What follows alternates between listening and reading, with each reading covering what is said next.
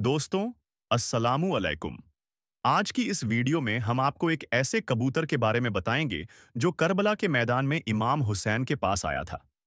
Karbala की तपती रेत पर जब हजरत इमाम हुसैन अलैहिस्सलाम ने अपनी जान कुर्बान कर दी, तो इंसानियत कांप उठी, आसमान भी रो पड़ा और जमीन स्याह हो गई। जब नबी के नवासे इमाम हुसैन अलैहिस्सलाम को करबला के मैदान में शहीद कर दिया गया, तो उसके बाद यजीदों ने नबी के खानदान की शहजादियों को कैद करके कूफा और शाम की तरफ बंदी बनाकर ले गए। लेकिन क्या आप जानते हैं, इमाम हुसैन की शहादत के बाद एक सफेद कबूतर आया और उसने ऐसा काम किया जिसने लोगों के दिलों को हिलाकर रख दिया। इमाम हुसैन और इस कबूतर का वाकया सुनकर आपको भी कबूतरों से प्यार हो जाएगा। तो प्यारे दोस्तों, आइए आज सुनते हैं उस कबूतर का सच्चा और असरदार वाकया। 10 मुहर्रम सन 61 हिजरी, करबला की जमीन पर एक तरफ प्यास से तड़पते हुसैन और उनका खानदान, दूसरी तरफ लाखों का यजीदी लश्कर। इमाम हुसैन ने अपने आखिरी साथी को भी विदा किया। अब मैदान में अकेले रह गए, तेज धूप, प्यासी जुबान और सामने दुश्मनों की तलवारें। इमाम हुसैन ने सजदा किया और शहादत पाली। उस वक़्त करबला का माहौल बिल्कुल सन रह गया था। हर चीज गवाही दे रही थी कि हुसैन ने जुल्म के खिलाफ सर झुकाया नहीं, बल्कि शहीद हो गए।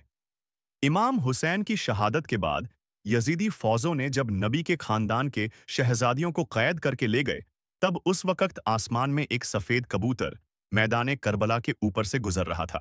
तभी अचानक उस कबूतर की नजर जमीन पर पड़े इमाम हुसैन के जिस्म मुबारक पर पड़ी। वो सफेद कबूतर फौरन आपके जिस्म मुबारक के पास उतरा और खूब रोने लगा। अपने आसपास के कबूतरों को जोर जोर से चीख कर कहने लगा, नबी के नवासे इमाम हुसैन को शहीद कर दिया गया है।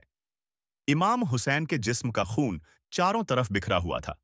उस सफेद कबूतर ने आपके खून से अपने जिस्म को लहूलुहान कर लिया और वहां से उड़ गया मदीना मुनव्वरा की तरफ। जब वो सफेद कबूतर मदीने में पहुंचा, तो वो रोज़ाए रसूल के चारों तरफ ऐसे घूमने लगा जैसे लोग तवाफ करते हैं। जब वो कबूतर रोज़ाए रसूल के चक्कर लगा रहा था, तो उसके परों से इमाम हुसैन के खून की बूंदें मदीना की जमीन पर गिरने लगीं। मदीने के लोगों ने जब उस कबूतर का यह हाल देखा, तो हैरान और परेशान हो गए। वो लोग सोचने लगे, आखिर मामला क्या है? जब थोड़ी देर बाद लोगों को पता चला कि इमाम हुसैन को शहीद कर दिया गया है, तो लोगों को समझ आ गया कि वो कबूतर पैगाम लेकर मदीने आया था। बड़े बुजुर्गों ने कहा है, यह जो दुनिया में सफेद कबूतर पाए जाते हैं, वो उसी कबूतर की नस्ल से हैं। इसलिए अल्लाह ने सफेद कबूतर के अंदर बहुत शिफा अता फरमाई है। दोस्तों, तारीख की किताब में लिखा है, मदीने के बाहर एक गांव था जिसमें एक यहूदी रहता था। उसका नाम श्याम था। उसकी एक बेटी थी जो बहुत ही ज्यादा खूबसूरत और हुस्न-ए-जमील थी। उसे बोहड़ का मर्ज हो गया था। उस मर्ज से उस लड़की के जिस्म के पांव और हाथ काम करना बंद कर दिए और उसकी आंखों की रोशनी भी खत्म हो गई। वो अंधी हो गई। उसकी ये हालत देखकर उसका बाप बहुत परेशान था। गांव वाले भी उस लड़की को देखकर दूर रहने लगे। वो लोग ये सोचने लगे कि कहीं ये मर्ज हमें भी ना लग जाए। जब उसके बाप ने देखा कि गांव के लोग उसकी बेटी को नफरत भरी निगाहों से देखते हैं, तो वो परेशान और तंग आकर उस गांव को छोड़कर कहीं दूर दराज के इलाके में जाकर अपनी बेटी के साथ अकेले रहने लगा। उस यहूदी आदमी ने एक बाग में अपने रहने का ठिकाना बना लिया। वो अपनी बेटी को उसी जगह पर रोजाना सुबह में छोड़कर शहर में जाकर काम करने चला जाता और शाम को उस बाग में अपनी बेटी के पास लौट आता था। किसी रोज काम ज्यादा होने की वजह से वो यहूदी शख्स शाम को अपने घर ना लौट सका। अंधेरा ज्यादा हो गया था। घर में अकेली, परेशान, नवीना लड़की घर के बाहर गिरते पड़ते एक दरख्त के नीचे पहुंच जाती है और उसी दरख्त के नीचे सारी रात गुजार देती है। जब सुबह का सूरज निकलता है, तो लड़की एक परिंदे के जोर जोर से रोने की आवाज सुनती है। वो आवाज इतनी दर्द भरी थी कि उस लड़की से रहा नहीं गया। वो परिंदा पास के दरख्त पर बैठकर रो रहा था। वो लड़की अपने आप को जैसे तैसे करके उस दरख्त के पास पहुंचती है और उसे दरख्त के ऊपर देखने की कोशिश करती है। हालांकि वो लड़की आंखों से नवीना थी, लेकिन फिर भी जैसे ही वो ऊपर देखने की कोशिश करती है, फौरन उसकी दाईं आंख के ऊपर खून का एक कतरा गिरता है। वो खून का कतरा उस कबूतर के परों से गिर रहा था।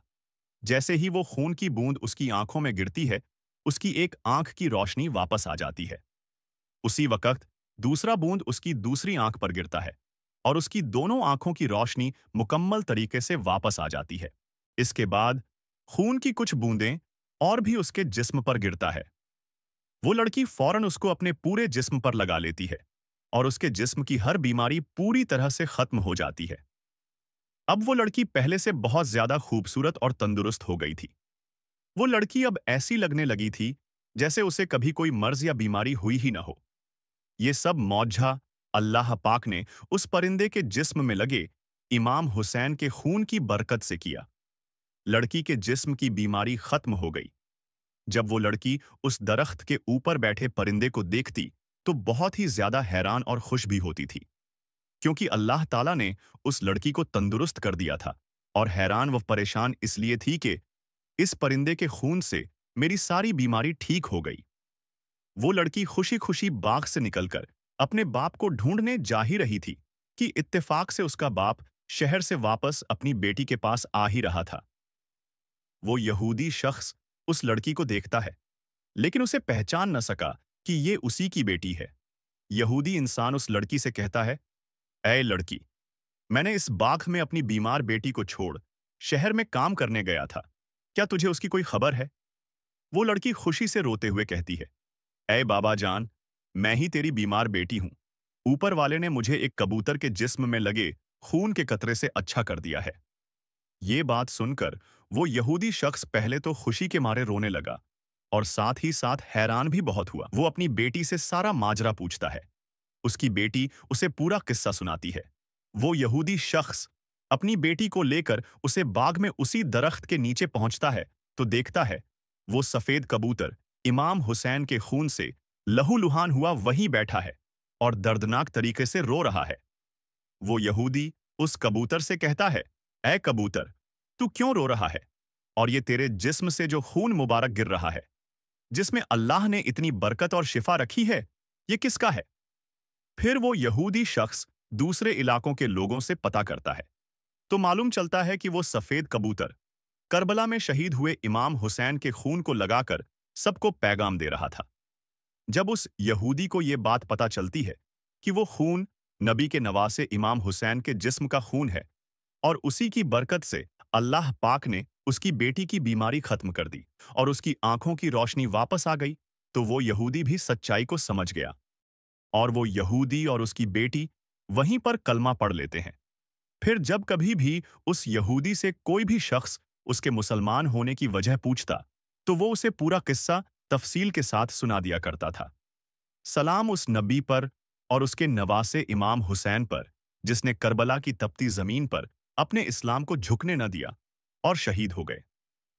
प्यारे दोस्तों, आखिर में ये दुआ है, अल्लाह ताला हमें भी इमाम हुसैन के जैसा जज्बा अता फरमाए। आमीन।